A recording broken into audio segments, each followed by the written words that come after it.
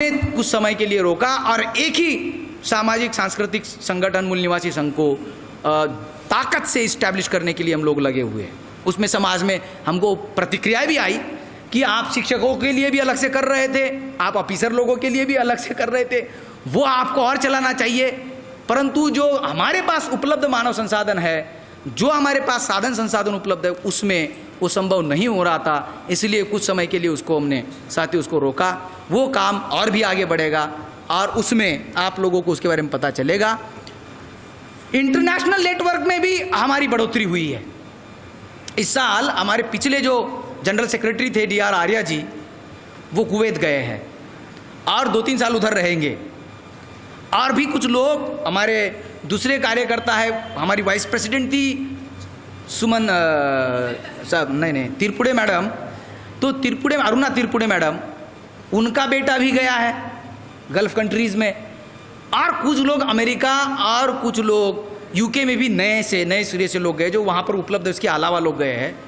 पिछले महीने बोरकर साहब 15 दिन का दौरा उधर अमेरिका में करके आए हैं। अब वो अगले अंक में उसके बारे में डिटेल में हम छापेंगे भी। भिन्न भिन्न 16 जगहों के ऊपर वो लोगों ने विजिट की, बोरकर साहब ने विजिट की और उधर ऑर्गेनाइजेशन के नेटवर्क को बढ़ाने के लिए कोशिश की।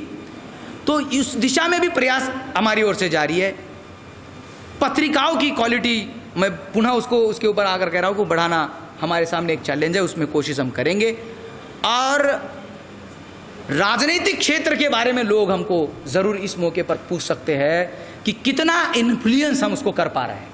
हम राजनीति में तो है नहीं कि हम अपने मुद्दों को राजनीतिक क्षेत्र में कितना पुश कर पा रहे हैं, कितना उसमें उसको प्रभावित उसको हम कर पा रहे हैं, कितना हमने किया है, इसका हमने जायज़ा लेना चाहिए।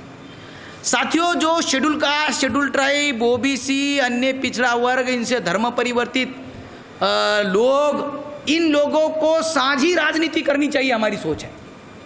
इन लीडर लोगों को समाज के हितों के लिए अपनी ताकत को इकट्ठा करके लड़ना चाहिए। एक आइडियल आदर्श टाइप का हमारा विचार है। इस करेक्शन के साथ कि जो बेईमान है उनसे हमारी कोई अपेक्षा नहीं है। अगर कुछ लोगों के अंदर थोड़ी बहुत क्षमताएं है तो उनको मिलके उसको करना चाहिए, ऐसी हमारी अपेक्षाएं समाज से होती है। कि भाई अगर बिहार में लालू प्रसाद यादव बैकवर्ड क्लास की लीडर है, उत्तर प्रदेश में मायावती जी अगर बहुजनों की लीडर है, महाराष्ट्र में अगर शरद पवार ये भी शूद्र आदमी है, तो इन लोगों ने राजनीतिक क्षेत्र में कुछ साझे एजेंडे पे काम करना चाहिए। इस प्रकार की एक अपेक्षा हमारी होती है। उसके लिए समाज में जो वातावरण, लोगों के अंदर जो भाईचारे का वातावरण बनाना चाहिए, वो हम बनाते हैं। जितने अनुपात में हमने बहुजन का वातावरण बनाया, उतने अनुपात में बहुजनों के वोट इकट्ठे होते हुए दिखे। जहां तक हमने किया उतने इकट्ठे हुए, परंतु राजनीति करने के लिए जितने चाहिए उतने इकट्ठे नहीं हुए।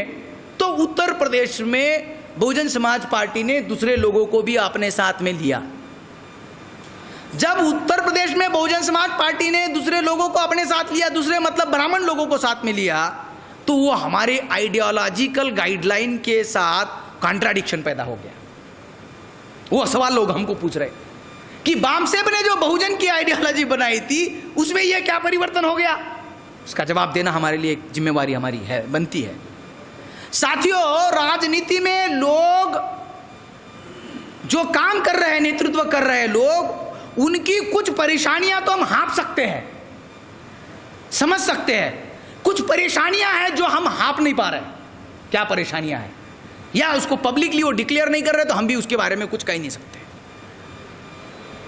परंतु जो सामाजिक परेशानी है, शेड्यूल कास्ट और OBC के लोग सामाजिक धरातल पर अगर एक है, तो राजनीति में ब्राह्मणों को साथ में लेने की कोई जरूरत नहीं। हम जितने ताकत से बहुजन लोगों को इकट्ठा करेंगे सामाजिक धरातल पर, राजनीतिक क्षेत्र में हमारे जो लोग सही नेतृत्व के लोग आएंगे या है, उनकी परेशानियां कम हो जाएगी। अगर वो वहां पर मजबूर है, हमारे समाज के लोग अगर मजबूर है, अभी पिछले हफ्ते 7 तारीख को चौहान साहब का फेलिसिटेशन प्रोग्राम, सम्मान का कार्यक्रम कॉन्स्टिट्यूशन क्लब में आयोजित हुआ था, क्योंकि एक केस सुप्रीम कोर्ट में उन्होंने जीती शेड्यूल कास्ट के लोगों के संदर्भ में। 16 जुलाई को उसका 7 अगस्त को कार्यक्रम हुआ और 16 जुलाई को वो जजमेंट आया है सुप्रीम कोर्ट से। हाँ 16, हाँ। तो उस समय वहाँ 2-4 राजनेता वहाँ पर अपने से ही चले आए। उन्होंने कहा हमको भी इधर बोलना है। संजय पासवान थे, उदित राज थे, कुछ लोग जिनको रामराज के नाम से जानते हैं। चौहान साहब ने तो रामराज ही कहा उनको। मैंने कहा सर वो आजकल लोग इनको उदित राज कहते, बोले ये वो रामराज ही है, वो अपना नाम बदल लिया और उसके बाद भी क्या क्या किया सब जनता जानती है। तो वो लोग वहाँ इकट्ठा हुए और वो ये कहने लगे एक स्वर में, उदित राज, संजय पासवान एक स्वर में ये कहने लगे कि हम आपके नुमाइंदे हैं उस पार्टी में, लेकिन हम बड़े मजबूर हैं, हम कुछ नहीं कर सकते। ये उन्होंने कहा उधर आके, हम उधर कुछ नहीं कर सकते हम। और वहां अब अकल आई, वहां जाने के बाद कह रहे कि जितना सामाजिक रूप से समाज इकट्ठा होगा उधर आंदोलन चलेगा, उतना इधर हम बार्गेनिंग करेंगे, उससे ज्यादा हम इधर कुछ नहीं कर सकते। ये भी कहा। अब कुछ लोगों को राजनीति करने के बारे में बहुत ज्यादा क्षमता हो या ना हो, फिर भी उनकी इच्छा होती है तो जाते हैं राजनीति में। गलतफहमी भी होती है कि कैसे राजनीति चलती है, पार्टी बनाने से राजनीति नहीं चलती, और पार्टी के नाम जस्टिस पार्टी रखने से जस्टिस लोगों को नहीं मिलता, और पार्टी ने झाड़ू का चिन्ह, चुनाव चिन्ह लेने से समाज में जो गंदगी फैली है वो साफ करने वाले नहीं है।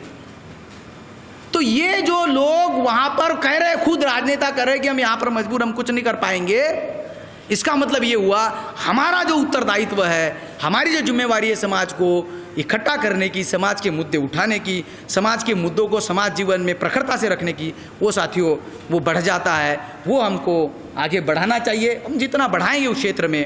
और अगर वर्तमान में जो नेतृत्व हमारे पास वो पर्याप्त नहीं है, आने वाले जनरेशन में जो नेतृत्व पैदा होगा, प्रबोधन से जो नेतृत्व पैदा होगा, उनके बीच में जो शेड्यूल कास्ट, शेड्यूल ट्राइब और ओबीसी हम लोग एक लोग हैं, ये भावना लेके उस भावना को एक सामाजिक उत्तरदायित्व के तहत दिमाग में रख करके जो लोग हमारा नेतृत्व करेंगे, उससे ही हमारी समस्या हल हो सकती है। प्रभावित करने की जहाँ तक बात है, हमने जो राजनीति को प्रभावित जहाँ तक किया है इस देश में, वो इस हद तक हमने प्रभावित किया है कि आज की तारीख में ब्राह्मण जो हम लोगों को गुमराह करता था, वो ब्राह्मण, मैं ब्राह्मण हूँ इसलिए मुझे चुन के दो, ऐसा कहने की स्थिति में ये फूले अम्बेडकरी विचार का प्रचार संपूर्ण राष्ट्र में करने की वजह से ये परिणाम आया है। वो अभी कॉलर टाइट करके ये नहीं कह सकता है कि मैं ब्राह्मण हूं, कुलीन ब्राह्मण हूं, मुझे तुम नेता बनाओ। इतनी भयानक उनकी परेशानी हो गई कि उनको ये कहना पड़ा कि अब नीच को हम ले आए हैं, इसको चुन के दे दो। और वो भी कहता रहा मैं नीच हूं। मतलब क्या, समाज में जो धारणा हमने स्थापित की कि ये बामन हमारा कल्याण नहीं कर सकता, ये उनकी परेशानी हो गई। नीच को सामने लाना पड़ रहा है।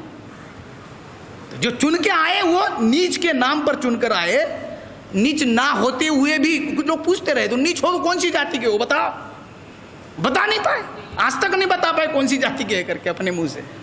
जनता जो बता रही है, मीडिया बताओ, अलग बात है। तो ये साथियों, एक आंदोलन चलाने के लिए जो रणनीति के तहत काम करना पड़ता है, वो रणनीति के तहत ये जो हमने काम किया कि हम अपने दुश्मन को दोस्त और दुश्मन की पहचान ही जागृति है, ये ज्योतिबा फुले समझाते थे। अब बाबा साहब ने लिखा वहां पर 14 तालाब में जब सत्याग्रह हुआ, मनुस्मृति जलाई गई, वहां जो स्तंभ खड़ा कर दिया, उस स्तंभ पे लिखा बाबा साहब ने, जागृति की यह अग्नि निरंतर जलाए रखो।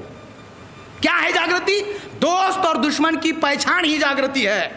हम लोगों को इस लाइन पे इकट्ठा कर रहे हैं, ऑर्गेनाइज कर रहे हैं, और दुश्मन को हमने उनके सामने खुला कर दिया। अब ये दुश्मन की परेशानी है कि वो उसमें से अपने आप को कैसे बाहर निकालता है। एक अलग किस्म का तंत्र, एक अलग किस्म की रणनीति के तहत साथियों काम हम लोगों ने किया, और भी काम कुछ कर रहे हैं जो रणनीति के तहत कर रहे हैं। आइडेंटिटी का भी मामला जो है रणनीति का ही है, जो सर ने उसके ऊपर प्रकाश डाला, मैं उसके ऊपर अभी नहीं बोलूँगा, उसका अलग विषय है। ये एक रणनीति के तहत किया जा रहा है। जो रणनीति के तहत हम आगे करने वाले हैं वो अभी हम नहीं बताएंगे, क्योंकि वो रणनीति का मामला है। जो हमने करके दिखाया वो मैंने आपको बताया, और आप भारी मात्रा में इस अधिवेशन में आज यहाँ पर उपस्थित हुए। आपके सामने संगठन की ओर से ये जो उद्देश्य मैंने आपके सामने रखे, वो उद्देश्य मैं केंद्रीय कार्यकारिणी की ओर से ये कहना चाहता हूँ कि हमारे जनरल जो ओरिएंटेशन अधिवेशन को आयोजित करने का वो ये है, जो प्रॉब्लम हम फेस कर रहे हैं, संगठन हमारे ऑर्गेनाइजेशन में फ्रैक्शन क्यों होता है ये लोग पूछते हैं, हमारे पास साधन संसाधनों की कमी क्यों है ये भी एक हमारे सामने प्रॉब्लम है, हमारे साथ ये आंदोलन तो पार्ट टाइम लोग सफल नहीं बनाएंगे, फुल टाइमर लोग चाहिए, वो भी हमारे सामने बड़ा प्रश्न है, वो प्रॉब्लम है जो हम फेस कर रहे हैं, इसको हम ओवरकम करना चाहते हैं। आइडियोलॉजिकल कॉन्फ्लिक्ट जो हमारे ही लोगों के साथ हम कॉन्फ्लिक्ट में आ रहे हैं, वो उसके बारे में लोगों को एक्सप्लेन करना ज़रूरी है। जो सब्जेक्ट हमने रखा दलित अस्मिता के ऊपर, ये आइडियोलॉजिकल कॉन्फ्लिक्ट के बारे में रखा हुआ है। जो नौजवान लोग हैं, जो बुजुर्ग लोग हमारे संगठन में है, उनके बीच में तालमेल स्थापित करके नए नेतृत्व को स्थापित करने का जो कार्यक्रम है वो भी हमारे सामने एक समस्या के रूप में है। इन चीज़ों को हल करने के लिए साथियों हम कैडर बिल्डिंग की प्रोसेस और आगे बढ़ाएंगे, वो हमारा आने वाला कार्यक्रम है। हम हमारे ऑर्गेनाइजेशन को ऑल इंडिया में इस्टेब्लिश करने के लिए विशेष प्रयास इस साल में हम करेंगे। ऑर्गेनाइजेशन का मीडिया ठीक करने के लिए हम काम करेंगे और ट्रेनिंग सेंटर जो हमने नागपुर में बनाया, इस्टेब्लिश किया, उसका पूरा कार्यक्रम बना के आने वाले साल में पूरे साल भर का ट्रेनिंग शेड्यूल डिक्लेयर करेंगे और उसके लिए जो लोग वहाँ प्रशिक्षण देने के लिए लोग चाहिए, संसाधन जो रिसोर्स पर्सन हमको चाहिए वहाँ पर, वो लोगों को हम चिन्हित करेंगे इस साल और रिसर्च का काम उनको हम वहाँ पर देंगे। रिसर्च का काम सबसे बड़ा कठिन काम हमारे। कल जब कृष्णा साहब के मैं घर गया, उन्होंने कई प्रश्न ऐसे हमारे सामने रखे जिसके ऊपर बहुत तब्दीली से, बहुत कंसंट्रेशन से रिसर्च करना ज़रूरी है। हम चौहान साहब के पास गए, उन्होंने भी कुछ प्रश्न हमको बताए, वो भी रिसर्च करने के विषय है। और सर आप रिसोर्स पर्सन में हैं, ये लोगों को सर ये लोगों के प्रश्न आपके पास लेके आने वाले हैं। नहीं आपके पास वो तो आपने बता ही दिया ना कि ये लोग पहुंचे नहीं आपके पास करके, लेकिन रिसोर्स पर्सन जो हमको चाहिए वो प्रश्न मैं आपको बताऊंगा क्या क्या प्रश्न इन्होंने बताया, बड़े कठिन प्रश्न है, लेकिन वो साथियों आने वाले समय के लिए हमारे लिए चैलेंज है। कैसा इंस्टीट्यूट हम बनाएंगे? जब गौतम बुद्धा यूनिवर्सिटी इधर बनी थी तब सर गए थे वहाँ पर, वाइस चांसलर साहब को मिले थे, वहाँ रहे कुछ समय की, उनके साथ इंटरेक्शन की कि हमारे राजनीतिक आंदोलन के माध्यम से एक विश्वविद्यालय स्थापित हुआ उत्तर प्रदेश में। उस विश्वविद्यालय से क्या अब पढ़ना चाहिए और पढ़ाना चाहिए, एक पुख्ता प्रस्ताव भी प्रोफेसर विवेक कुमार ने तैयार किया था, चीफ सेक्रेटरी को सबमिट किया उत्तर प्रदेश की, और उन्होंने चीफ सेक्रेटरी ने सरकार जाने तक बहन जी को नहीं दिखाया। सर ये कह रहे थे मैं देखना चाहता हूं कि क्या ये चीफ सेक्रेटरी ये बात वहां पहुंचाता है। मैं पर्सनली भी जाके बहन जी को ये कह सकता हूं, ऐसा कहा था उन्होंने। वो क्या था, सिलेबस के बारे में था कि हमारे बच्चों को क्या पढ़ाना चाहिए, हमारे महापुरुषों का इतिहास क्या बताना चाहिए। ये साथियों उस इंस्टीट्यूट से अगर ये काम हम कर पाए तो आज की तारीख में हमारे अंदर जो आयब है, हमारे अंदर जो कमी है, समय पे हम संगठन का काम कार्य निष्पादन नहीं कर पा रहे, सही ढंग से हम नहीं कर पा रहे, हमारे ही साथी हमारे ऊपर नाराज हो रहे, वो हमारी मैनेजमेंट स्किल का प्रॉब्लम है, ट्रेनिंग का प्रॉब्लम है। ये साथियों कुछ दिशा में हम आगे बढ़ेंगे इस विश्वास के साथ, और इन चीज़ों को आपके सामने प्रस्तुत करते हुए मैं इस अधिवेशन का ये उद्घाटन सत्र यहाँ पर समाप्त हुआ ऐसा घोषित करता हूँ। जय भीम, जय भारत, जय मूल निवासी। धन्यवाद। मेरे पास कुछ सूचनाएं हैं आपके लिए। जो वामसेप के सदस्य हैं वो सभी साथी बाहर अजय जीनवाल जी बैठे हैं, उनसे 50 रुपये के कूपन ले लेंगे खाने के। महिला, बच्चे और मूल निवासी सदस्य जो हैं वो 30 रुपये के कूपन लेंगे खाने के, और जो हमारे स्टूडेंट पढ़ने वाले हैं उनके लिए। और जो लोग यहाँ पर अपना रजिस्ट्रेशन अभी तक जिन्होंने नहीं कराया है, मेरा उनसे निवेदन है कि वो वहाँ पर अजय जी के यहाँ करा लें। और जो सहयोग आप देना चाहते हैं या आपने इकट्ठा किया है वो भी आप वहाँ पर दे सकते हैं। और अब ये समय जो बहुजन समाज का भोजन का समय हो चुका है, भोजन आपका इंतज़ार कर रहा है और मूल निवासी भोजन गर्मा गर्म आपके लिए है। मैं गुजारिश रहेगी, हाँ सर, जो स्टूडेंट जिनको स्कॉलरशिप नहीं मिल रहा है, फेलोशिप नहीं मिल रहा, उनके लिए फ्री होना चाहिए। वो हाथ खड़े करें साहब, वो हाथ खड़े करें।